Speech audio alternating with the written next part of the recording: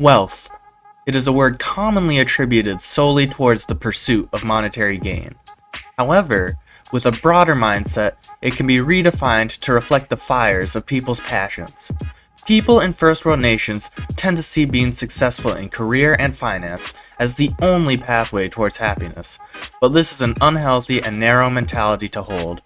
The citizens of third world nations repeatedly demonstrate that the fulfillment sought after through this chase only has as much value as one ascribes to it. Wealth can be found in both a renovated skyscraper and a rundown hut. It is up to the individuals to find out their definition and meaning for themselves. This is an important message for people to understand. In the West, we're so caught up in our urban struggles that we tend to lose sight of what we're actually working for. Hobbies and friendships are often given up in the never-ending corporate ladder. Many are willing to sacrifice everything about themselves in the pursuit of more money, perceiving it as their only comfort in life. We face a truly sad cultural reality today. However, several less fortunate nations realize this. Due to their still burgeoning economies, many of their citizens must learn to find worth in objects other than monetary currency. Their divergence in cultural ethos from more developed nations makes this especially evident. Many of these developing countries have a distinct focus on community that is rather lacking in most of North American and European nations. I decided to pursue this topic because of my own experience in visiting Taiwan, my mother's homeland. It's very interesting witnessing the vivid differences between the United States, where I grew up, and Taiwan, the other half of my roots. The striking disparity in their customs and trends has given me a new perspective on this subject.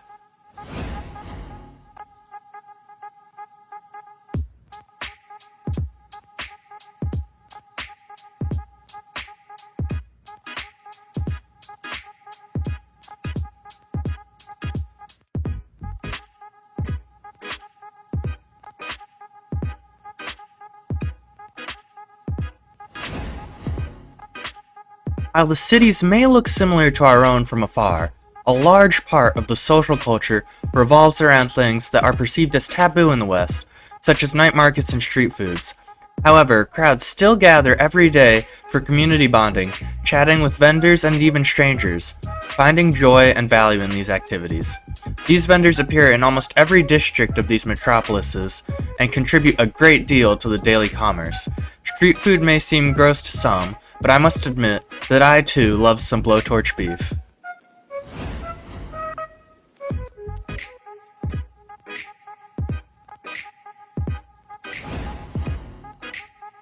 Rural areas are filled with the expected spacious farmland and enormous temples. People live out here for a variety of reasons and occupations, which I had an amazing opportunity to explore. The chance to meet residents and see their circumstances was incredible. From farmers and day laborers to engineers and clay workers, the population is truly diverse out here. They have pride in their work and find satisfaction living simply, away from the noisy chaos of the city.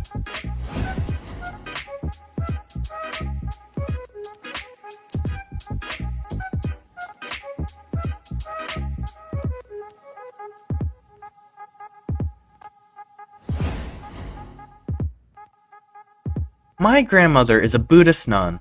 Although she does her charity work in the city, we have still taken the chance to explore the main temples within the countryside together. It's truly amazing to see what their monastic order has accomplished throughout the region. Some of their monasteries span for miles and have multiple branches throughout the island nation. It's also inspiring to see so many people voluntarily living by vows of poverty and meditation. This is probably one of the most foreign lifestyles to the average American socialite.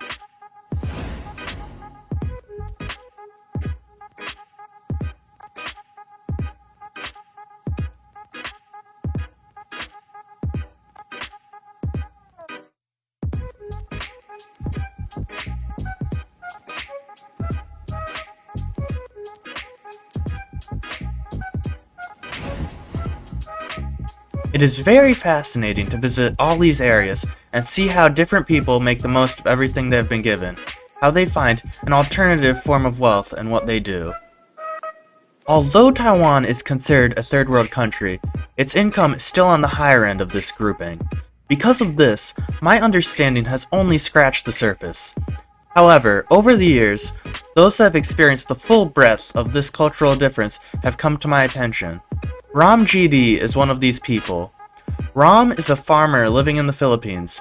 Despite his poverty, he found a burning passion in weightlifting and exercise, a passion that he soon spread to the rest of his village.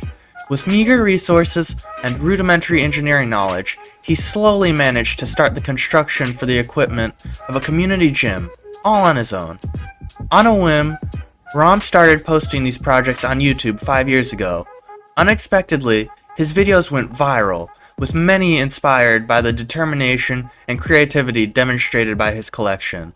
With this newfound popularity, he was able to share this passion with millions, and use it to benefit his community by collecting donations for much needed renovations. People like Ram truly exhibit the core of this message, that wealth can be found wherever your enthusiasm lies. People like him show that we can find an alternative wealth anywhere in our lives.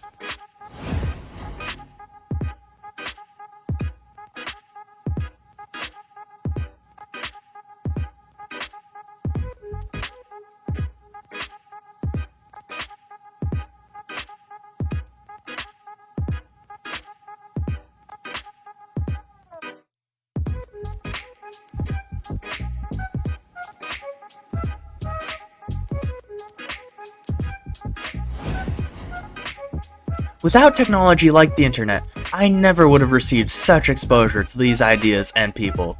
The World Wide Web has truly been an amazing innovation for communication throughout the world, and many choose to use YouTube to communicate their lives. In only a few decades, humanity went from riding horse-drawn carriages to developing the first planes, and from using floppy disks to creating supercomputers that can fit in a pocket.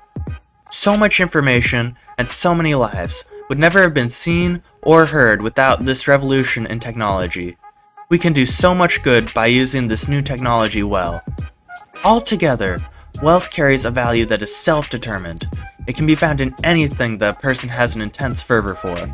All that matters is the ability to feel a sense of purpose and joy from this object or activity. Privilege often leads to us taking things for granted.